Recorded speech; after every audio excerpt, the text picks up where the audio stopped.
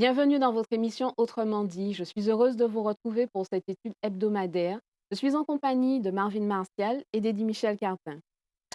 Nous poursuivons l'étude de l'Épître aux Hébreux, livre écrit par l'apôtre Paul. Et nous abordons justement, dès les premiers chapitres de l'Épître aux Hébreux, Jésus qui est présenté comme étant le Fils de Dieu, alors qu'il s'est fait homme pour sauver l'humanité. Jésus adopta notre nature humaine afin de pouvoir nous représenter et aussi pouvoir mourir pour nous à cause de nos péchés. L'homme est tombé sous le pouvoir de Satan, puisqu'Adam et Ève ont péché, et malgré tout, Jésus nous appelle frères, comme si nous étions des membres de sa famille.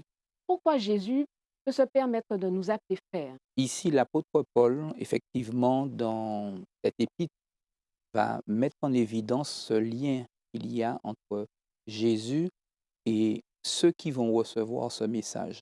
Parce que n'oublions pas que l'objectif de l'épître aux Hébreux, c'est d'encourager ces hommes, ces femmes qui sont prises avec la persécution, à accepter cet évangile.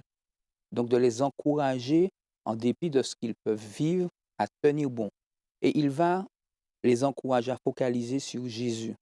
Jésus dans l'épître premier en tant que Dieu. Et puis ensuite, il va dans le chapitre 2 du livre d'Hébreux, leur présenter Jésus prenant forme humaine, venant parmi eux, donc partageant les mêmes peines, les mêmes douleurs, partageant cette même nature. Et je crois que c'est ce qu'il va faire, qu'il va identifier Jésus comme le frère des uns et des autres. C'est vrai qu'il ne s'agit pas forcément, on pourrait se dire, mais Jésus, à un moment, a parlé d'amis, n'a pas parlé de frères. Pourquoi aujourd'hui, l'apôtre Paul parle de frères? Mais moi, je voudrais dire aussi qu'il y a ce psaume qui, puisque Jésus a revêtu cette nature humaine et qu'il partage notre sort, ne peut-il pas être considéré comme notre frère, comme ceux par exemple qui sont à l'armée, ils n'ont pas de lien de parenté, mais pourtant on va les appeler des frères de guerre parce qu'ils partagent cette même réalité qui va créer un lien entre les deux. En tout cas, je ne sais pas si Eddie Michel a une autre manière de voir, mais c'est dans ce sens que je comprends cette notion de frère, de fraternité avec Jésus. Mais pourquoi Jésus ne nous a pas rejetés pécheurs que nous sommes? On, à t'entendre, Marvin, j'ai l'impression que c'est tellement simple. Jésus nous appelle frères, alors que malgré tout, nous sommes pécheurs. Il a donné sa vie pour nous. Alors c'est vrai que, la Bible, par rapport à la généalogie, humaine, nous place tous dans le cadre de la création de Dieu. Dieu donc serait, d'après la Bible, le père de tous les êtres humains. Et justement dans cette épître, il dira au chapitre 2 et particulièrement au verset 11, que nous sommes tous issus d'un seul, y compris Jésus, que Jésus est venu parmi les êtres humains. Donc, effectivement, on comprend bien que en utilisant un certain nombre de textes de l'Ancien Testament, eh bien, il fait dire à Jésus qu'il nous appelle frères. Et d'ailleurs, toute l'histoire et avec le Nouveau Testament, on voit bien que Jésus s'est vraiment fait homme. S'il est homme, donc il est frère de tous les êtres humains. Et donc, Jésus, en dépit de la faiblesse des êtres humains, continue à les aimer parce que Jésus est Dieu. Et Dieu, justement, la Bible nous le montre et nous le témoigne, n'a jamais cessé d'aimer les êtres humains. Donc, par amour pour eux, eh bien, le plan qu'il a présenté dans Genèse chapitre 3, verset 15, eh bien, montre clairement que celui qui devait venir pour libérer l'humanité et écraser la tête du serpent venait et viendrait de la descendance de la femme. Donc bien sûr, on comprend bien dans le texte de la Genèse que le libérateur promis et annoncé dès le départ, eh bien, doit faire partie de la race humaine. Il doit faire partie des frères humains. Et c'est pour ça qu'il prend cette... Alors oui, bien sûr, donc il n'a pas honte, Il ne comme nous dirait le rejette texte, pas, donc il ne nous finalement, en rejette tant que pas. pécheurs. Passons tout de suite au cœur du texte. Arrêtons-nous sur l'histoire de Moïse. Quelle fierté pour Moïse d'être appelé fils de la fille de Pharaon. Pour lui, le chemin est tout tracé, il sera le successeur de Pharaon. Mais finalement, Moïse décide d'abandonner tous ses titres d'abandonner tous ses privilèges. Pourquoi? Le texte biblique nous montre que Moïse a été de plus en plus interpellé par la situation du peuple. Et Moïse s'identifie de plus en plus à ce peuple qui souffre. C'est vrai que Moïse euh, a été protégé par Dieu. Moïse n'est Voilà, pas Moïse effectivement n'est pas un Égyptien. voilà, c'est Moïse, ça, le c'est fils un de Hébreu c'est qui a ça. été sauvé des eaux, qui a été gardé par Dieu, ça nous le croyons, mais qui aujourd'hui se rend compte et a été inspiré, donc se rend compte que sa situation n'est pas celle qu'il aurait dû avoir. Bien qu'il soit privilégié, il partage le sort de ses frères hébreux. Et c'est ce qu'il va faire qu'à un moment donné, il va se laisser emporter par, euh, par cet élan d'association, ce qui va l'emmener à tuer un Égyptien parce que finalement cet Égyptien faisait du mal à un Hébreu, et ce qui va entraîner finalement son départ. Donc ce qui va entraîner aussi qu'il sorte de cet environnement dans lequel il est pour se réfugier euh, hors d'Égypte. Et c'est là où Dieu va faire ça. Parce qu'on aurait pu croire qu'il a été formaté, tout ce qu'il a reçu comme éducation, comme enseignement, avec justement, Pharaon, avec la fille de Pharaon. Il aurait pu se dire, ce qu'il voit de l'hébreu qu'on est en train de maltraiter, non, ça ne le concerne pas. Il est formaté. Ça Oui, aurait pu être oui, certainement. Maintenant, il faut savoir également que Moïse, dans l'histoire qui nous est contée dans Exode, Moïse a reçu comme mère nourricière sa propre maman. Bien sûr, donc on comprend que cette mère qui avait entrevu effectivement certainement un libérateur dans le contexte dans lequel cet enfant est né, a été sauvé également vraiment miraculeusement, cette mère a enseigné à son fils qu'il n'était pas le fils de Pharaon. Mais n'empêche que Hébreux 11, 24 nous dit que ce choix de ne pas être appelé fils de Pharaon vient de Moïse. Par exemple, il est dit, c'est par la foi, donc la foi est mise en avant, que devenu grand, Moïse renonça à être appelé fils de la fille du Pharaon, préférant être maltraité avec le peuple de Dieu que d'avoir la jouissance éphémère du péché. Il tenait en effet l'humiliation du Christ pour une richesse plus grande que les trésors de l'Égypte, car il regardait plus loin vers la récompense. Alors, ce texte est vraiment très intéressant parce qu'il nous laisse comprendre que Moïse, en fait, a fait un choix conscient d'orientation, de paternité. Il a préféré et il regardait déjà à Christ, il regardait déjà à la récompense. Donc, Moïse ne s'est pas focalisé peut-être à une situation et à un contexte purement terrestre, horizontal, mais Moïse a vu plus loin. Et je crois que dans le texte aux Hébreux, lorsqu'on nous parle de Jésus également, qui est fils de Dieu, en quelque part, c'est aussi pour nous montrer, en quelque part, son origine, pour nous dire que oui, il est pleinement avec les hommes, mais il est aussi pleinement avec Dieu. Et je crois que, je le disais précédemment, c'est une complexité pour les êtres humains.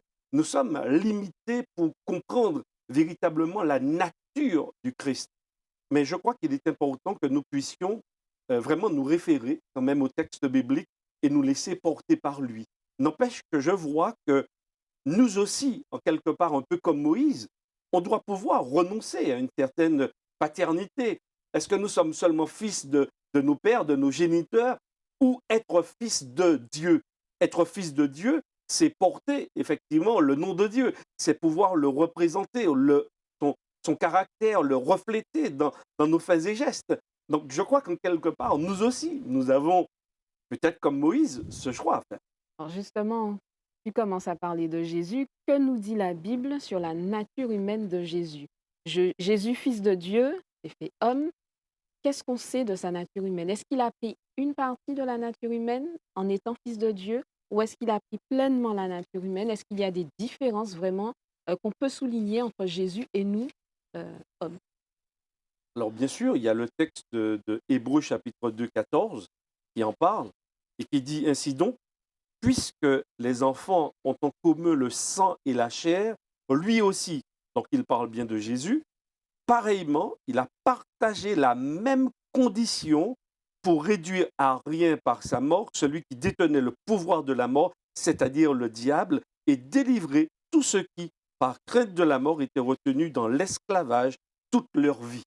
Donc le texte, et dans la suite, va bien nous montrer, alors Marvin en parlait tout à l'heure, le chapitre 1 nous parle de Jésus qui est au-dessus de tout, il est même le créateur, il est même appelé par Dieu, Dieu, d'accord? Donc en quelque part, il y a une intronisation de celui que la Bible décrit comme étant le Fils, celui dans lequel, qui est le message même de Dieu, eh bien, on voit qu'il est Dieu. Ça, c'est le premier chapitre.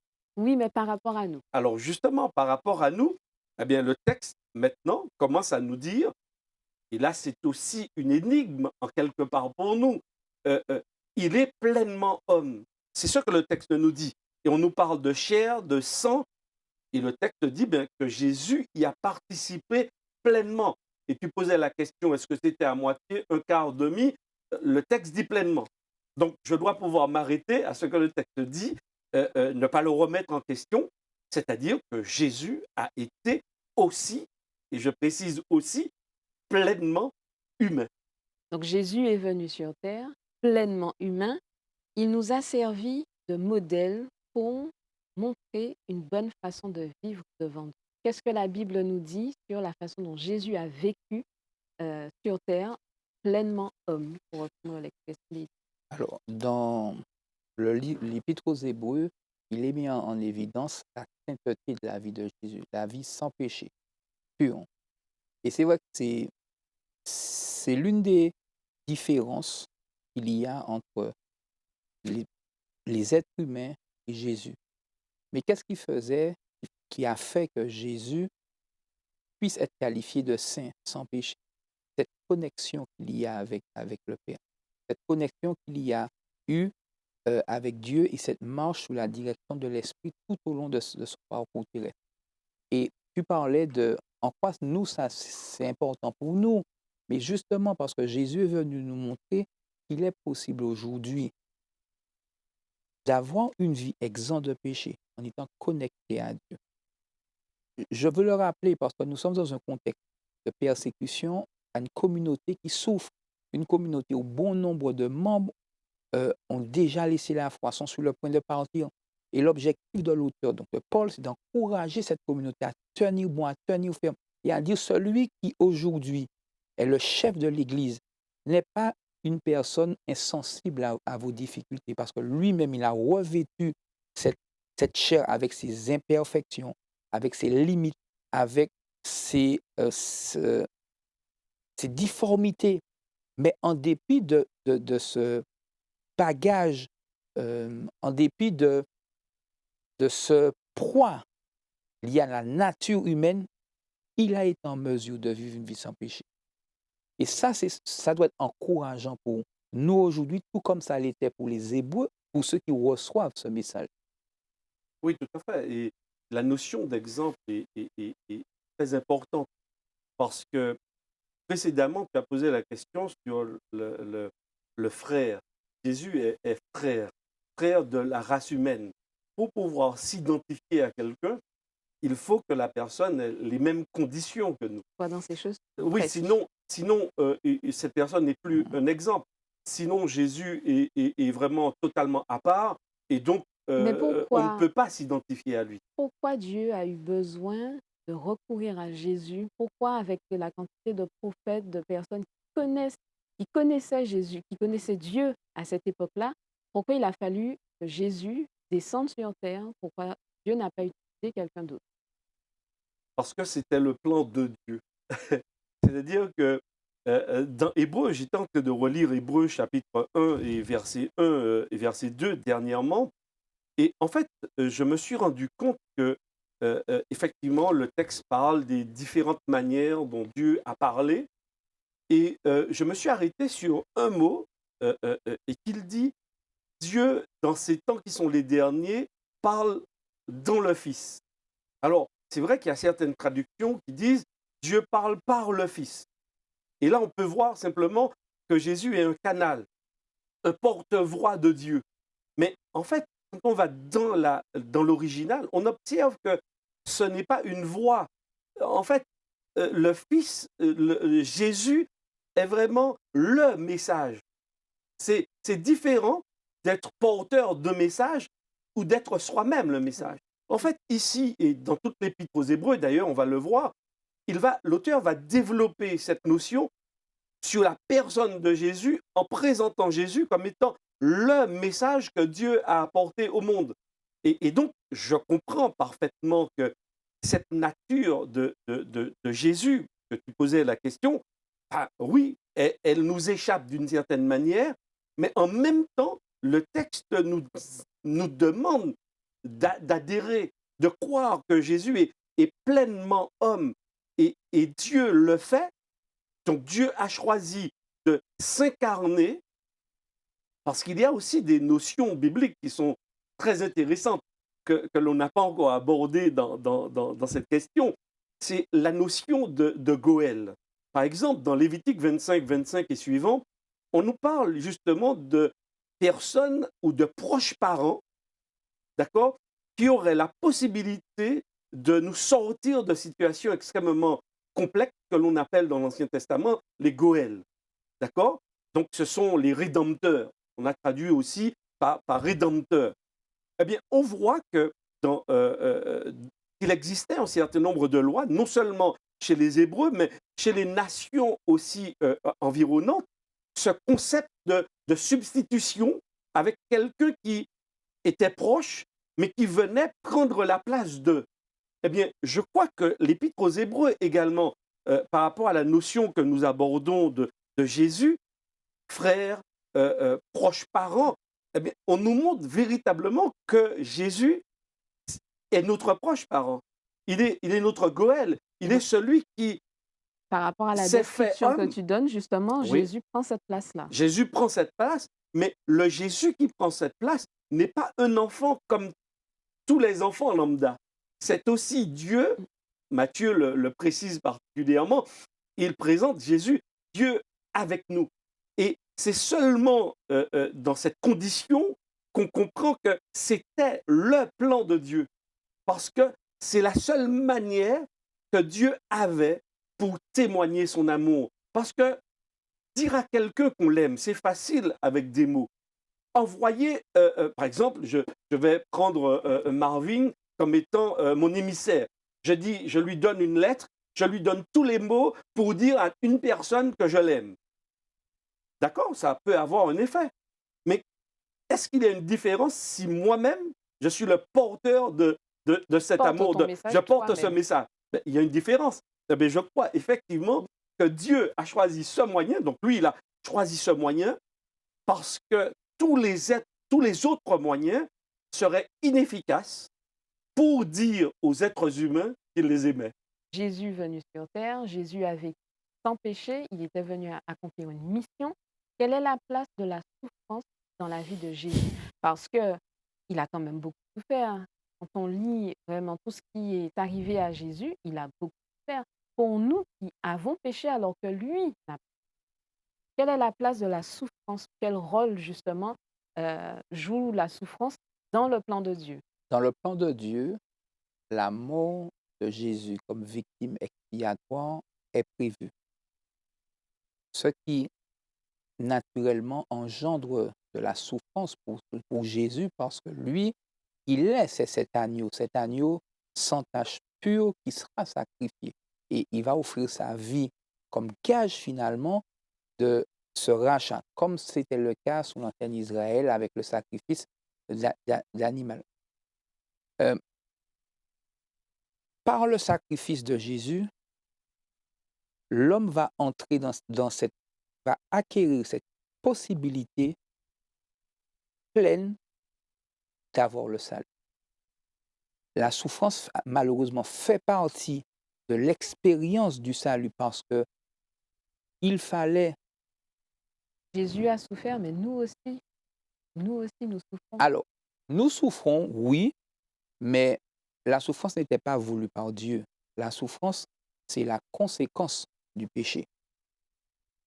D'ailleurs, lorsque l'homme et la femme ont péché, et Dieu, l'Éternel va dire à la femme, qu'elle enfantera avec douleur. Il n'était pas prévu qu'elle enfante avec douleur. Mais malheureusement, l'entrée du péché va entraîner ça. Il n'était pas prévu qu'il y ait de déchirure entre les proches parents, entre les individus. Ça va cautionner la souffrance. Il n'était pas prévu les meurtres. Pourtant, on va avoir des meurtres arriver. Donc, la souffrance est une conséquence du péché avec laquelle nous devons vivre. Par contre, il nous faut être conscients que ceux et celles qui acceptent Christ dans leur vie vont certainement connaître souffrir parce que malheureusement, ils ont accepté. Et la souffrance peut faire partie de l'expérience du chrétien parce qu'ils se seront positionnés pour Christ. Comme Christ a souffert, celui ou celle qui accepte Christ, l'évangile de Christ va souffrir. Alors justement, par rapport à la question que je posais, il était important que Jésus puisse vivre toutes ces souffrances pour aller, j'ai envie de dire, jusqu'au bout de l'humanité qu'il avait décidé d'accepter. C'est-à-dire que Jésus, en devenant homme, accepte aussi la condition humaine, accepte la souffrance, accepte la mort. C'est quelque chose d'inimaginable. C'est-à-dire qu'on en parle là en quelques minutes. Mais quand on se pose pour essayer de comprendre ce mécanisme, et tu parlais de Dieu qui a voulu, mais oui, mais en fait, oui, on peut se poser la question, mais comment Dieu, pourquoi Dieu a-t-il voulu cela? Alors moi, j'ai répondu tout à l'heure, oui, par amour. C'était la seule manière pour lui de montrer son amour. Et quand tu poses cette question par rapport à la souffrance, je me dis, waouh, Jésus n'a pas joué la comédie, en fait. La Bible nous dit que le processus de la souffrance, ou la souffrance qui est la nôtre, c'est aussi un révélateur de notre foi, un révélateur de qui nous sommes, en fait. Et c'est comme ça, en tous les cas, je On crois que la accepte Bible, la souffrance pour montrer oui, l'étendue de notre le fait foi. de l'accepter ou de ne pas l'accepter, parce qu'on Oui, n'est pas oui. obligé de l'accepter. Mais en fait, en l'acceptant, eh bien, oui, et en l'acceptant dans la foi en Christ Jésus, eh bien, nous révélons que nous continuons à faire confiance à Dieu et cette souffrance nous permet aussi de grandir avec Dieu. Et d'ailleurs, ce sont des images utilisées par l'auteur aux Hébreux lorsqu'il dit, oui, au jour de sa chair, par exemple, dans Hébreux chapitre 5, verset 7, au jour de sa chair, il a souffert à grands cris et dans les larmes des prières. On voit bien, effectivement, on se rappelle de Gethsémané, par exemple. Jésus était au point ultime, je dirais, de sa souffrance. Et il dit que ta volonté soit faite. On voit bien qu'il y a aussi une soumission de la personne de Une Jésus soumission au plan de Dieu. On au revient au plan, plan que Dieu avait tout à prévu. fait. Il, oui, il y a la mort. Personne ne saute de plein pied dans la mort, y compris Jésus. Et je pense, et j'ai déjà eu l'occasion de le dire, moi je crois que Jésus a souffert bien plus que nous. Mais en tous les cas, il a témoigné justement au travers de cette soumission, eh bien, de cette fidélité à Dieu. Et c'est là où Jésus a son rôle extrême par rapport à l'être humain, parce que c'est là où il peut le sauver. Ce que l'homme était capable de faire, parce que l'homme est incapable d'obéir à Dieu. L'homme est incapable de faire ce que Dieu lui demande. D'ailleurs, il suffit de regarder un peu toute l'histoire de l'Ancien Testament, où les hommes s'engagent et après ils rompent l'alliance. Et Dieu demeure fidèle à sa parole. Eh bien, lui, Jésus est venu, il a traversé, oui, avec larmes, souffrance, il a appris justement l'obéissance en tant qu'être humain, mais tout cela, il l'a fait pour qui? Ben, pour toi, Rebecca, pour moi, pour ma vie, pour chacun de nous, en fait. Et je me dis, waouh, pour que, en fait, sa victoire soit la nôtre. De la même manière que Adam nous a entraînés dans le processus de la mort, de la même manière, et Romains chapitre 5 nous le dit clairement, Romains chapitre 5 nous dit que bah, par un seul homme, Jésus, eh bien, la grâce abondante de Dieu s'offre à tous les êtres humains. Merci pour ces éléments de réponse. Passons aux pratico-pratiques. À quoi cela peut nous servir au quotidien? Comme nous l'avons vu, Jésus est venu sur terre vivre comme un homme. Il n'a pas péché, pourtant c'est lui qui a porté le poids de nos fautes, de tous nos péchés. L'exemple de Jésus, est-ce qu'il est suffisant pour nous convaincre que nous pouvons vivre sans péché? De ce que la Bible nous dit, est-ce qu'aujourd'hui on peut croire, on peut vivre sans péché? Ceux qui ne le croient pas ceux et celles qui ne veulent pas y croire, hem, il est bien dommage parce que la Bible, donne suffisamment de révélations sur la volonté de Dieu, sur son plan pour nous, sur son amour, la manière dont il s'exprime pour que chacun puisse s'engager. L'auteur veut que ses lecteurs, ses auditeurs s'engagent aux côtés de ce avec ce Jésus qui est chef de cette communauté et qui a beaucoup souffert. Il veut qu'il s'engage. Nous, il est possible aussi de s'engager. Maintenant, comme toute personne qui est en contact de la parole, nous avons le choix d'accepter ou de rejeter. Ce choix est un choix individuel et on ne peut pas faire ce choix pour une autre Mais personne. dans le contexte dans lequel on vit, on a du mal à croire, j'ai du mal à croire qu'il est possible de vivre sans péché. Al- Jésus a montré l'exemple, c'est vrai, dans sa parole, c'est vrai. J'ai du mal à croire Alors, sans si péché. je peux, il n'est pas question aujourd'hui de se dire, alors, chaque tentation doit se vivre de manière unique. Chaque fois que je suis tenté, chaque fois que le diable lance un assaut vers moi, Jésus m'a montré qu'il est possible de résister au diable. Et m'appuyant sur ça, chaque fois que je suis dans une situation, je dois m'appuyer sur Dieu pour avancer. Les tentations ne viennent pas. Alors, elles peuvent être multiples à un moment donné. Mais ne nous disons pas, je ne vais jamais pécher, parce qu'en se disant ça, on se met déjà les barrières. Mais en se disant, Seigneur, aide-moi chaque jour à surmonter là où les tentations qui seront face, auxquelles j'aurai à faire face. Et c'est chaque jour, un pas après l'autre, qu'on affronte les tentations. Parle justement de connexion, la connexion que je peux avoir avec Dieu justement pour affronter ces tentations se matérialise comment? Bien, cette connexion à Dieu se fait dans une relation au quotidien avec Jésus, c'est-à-dire au travers de la prière, dans ma vie de tous les jours. Eh bien, je ne cesse d'échanger avec et c'est ce qui me maintient en fait dans cette relation. Parce que la question de saluer, et si je me réfère simplement à Hébreu par rapport à ta question précédente concernant la question du péché, parce que on peut aborder la question du péché sous plusieurs angles. Parce que dans la Bible, il n'y a pas un seul mot pour le péché, mais il y a plusieurs aspects. Il y a cette rébellion contre Dieu, effectivement, et nous sommes entrés en rébellion contre Dieu. Ça, c'est le péché, d'accord? On parle aussi du péché par rapport aux actes que nous commettons, voler, mentir. Oui, on parle aussi du péché de cette manière, mais on parle du péché aussi comme étant le fait de rater l'objectif, rater le but. Moi, je crois que Jésus, dans la personne de Jésus, les trois aspects que je viens de décrire ici, euh, ne se sont pas retrouvés dans la personne de Jésus. D'accord? Par contre, elles se retrouvent dans ma personne. D'accord? Par contre, il y a une chose que je peux faire, c'est de maintenir ce lien avec Jésus parce que Hébreu chapitre 5 me dit, une fois porté à son accomplissement, parce qu'il parlait de l'obéissance, tout fils qu'il était, il a appris l'obéissance par ce qu'il a souffert. Une fois porté à son accomplissement, il est devenu pour tous ceux qui lui obéissent, l'auteur de salut éternel. Qu'est-ce que dit le texte? C'est maintenir, obéir à Jésus.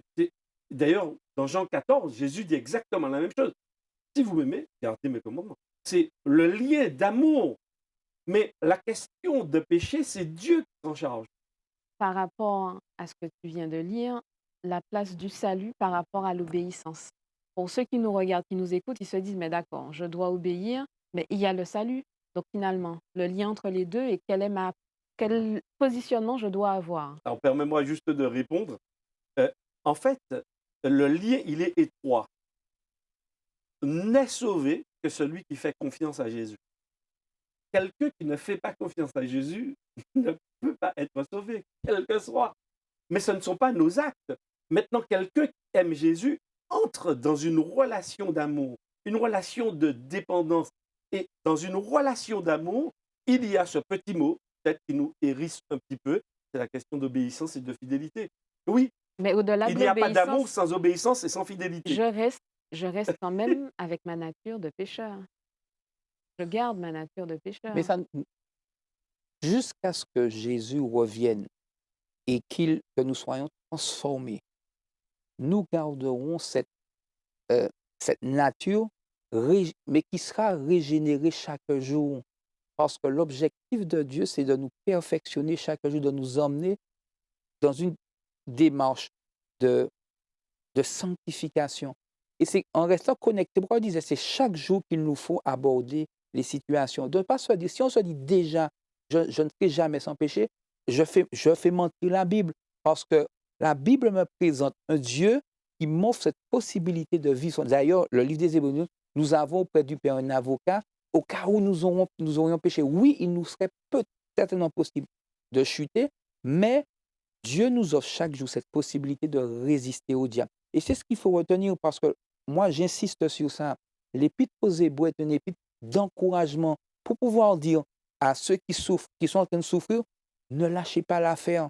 Vous souffrez aujourd'hui, certes, Jésus a souffert. Vous souffrirez certainement encore, mais vous pouvez être sanctifié par ce Jésus. Et la souffrance que vous vivez aujourd'hui est une souffrance qui aura comme objectif aussi de vous permettre d'être, d'être saint comme Dieu le veut. Mais Le problème, Rebecca, il faut qu'on souvent, aille. c'est que nous avons tendance à lister les péchés. Et donc, on a un petit stylo et puis on dit, bon, celui-là, on l'enlève, celui-là, on l'a géré. Le péché, en fait, c'est pas une liste de choses qu'il faut éradiquer dans nos vies. Le péché, c'est vivre sans Dieu. Et donc, ne plus pécher, c'est apprendre à vivre avec Dieu. Et quand je lis Romains chapitre 8, à partir du verset 1, voici ce qui est dit. Il n'y a maintenant donc aucune condamnation pour ceux qui sont en Christ Jésus. Et dans la suite du chapitre 8, il parle justement de l'action de l'Esprit Saint en nous. Il parlait de la sanctification. En fait, c'est ça. C'est le cheminement. La question du péché, c'est Jésus qui traite de cette question dans ma vie à partir du moment où j'abdique, où je lâche prise entre ses mains. Et donc, il fait son œuvre en moi et moi, je continue à lui faire confiance. C'est ce qu'il me demande, de lui faire confiance. Nous retenons justement qu'il est important de faire confiance à Dieu, que Dieu a prévu un plan pour chacun d'entre nous et qu'il faut le suivre. Merci de nous avoir suivis. Merci Marvin. Merci Eddie Michel. Merci de votre fidélité. Je vous donne rendez-vous dans une prochaine émission d'Autrement dit.